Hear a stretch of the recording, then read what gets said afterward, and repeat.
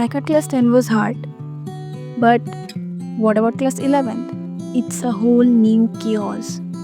And the worst part? No one actually prepares you for this.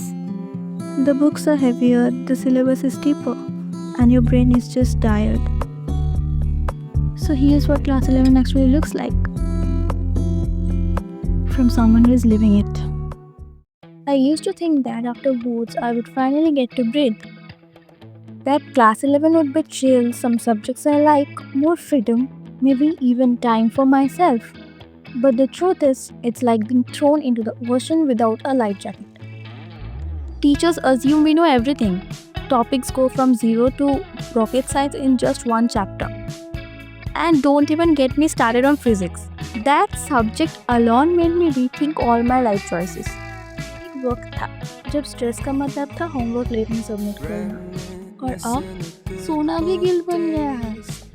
हर वक्त pressure, futures का, marks का, लोगों का। कब बड़े हो गए पता ही नहीं चला। अब तो खुद को भी समझाना पड़ता है सब ठीक हो जाएगा। शायद जिंदगी थोड़ी टफ हो गई है, पर मैं भी वीक नहीं हूँ। क्लास 11 की सबसे बड़ी प्रॉब्लम है कि ये कभी रुकता ही नहीं। नया चैप्टर स्टार्ट किया, नया टेस्ट आ गया, और वहाँ पे यूट्यूब पे टॉपर्स 4-4 बजे उठ के 8-8 घंटे पढ़ रहे हैं, और मैं यहाँ 2 घंटे पढ़ के थक जाती हूँ। Nobody told me that 11th would hit this hard. It's not just studies, it's self-doubt, confusion and pressure. But every day I show up, even though when I don't feel like it. But I know this is the way I am growing. Class 11 start हुआ, सोचा था नया subject, नया energy और नया vibe होगा। फिर पता चला ये तो school plus tuition plus self study का कॉम्बो पैक है। होमवर्क खत्म करो, टेस्ट की भी तैयारी करो, ऊपर से एंजॉय द प्रोसेस भी बोलो। क्लास 10 में सिलेबस सेट था, बस रट्टा मारो और मार्क्स ले जाओ।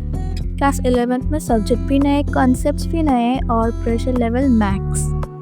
ये अपग्रेड नहीं, पूरा सिस्टम चेंज है। सब भाग रहे हैं एक रेस में, जिसका स्टार्ट तो पता है पर फिनिश लाइन दिखाई नहीं देती। क्लास 11 आया और लाइफ कॉम्पिटिटिव बन गई। हर कोई टॉपर के पीछे मार्क्स के लिए पागल।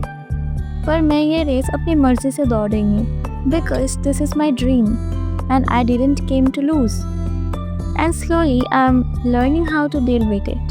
I have stopped chasing perfect study routines.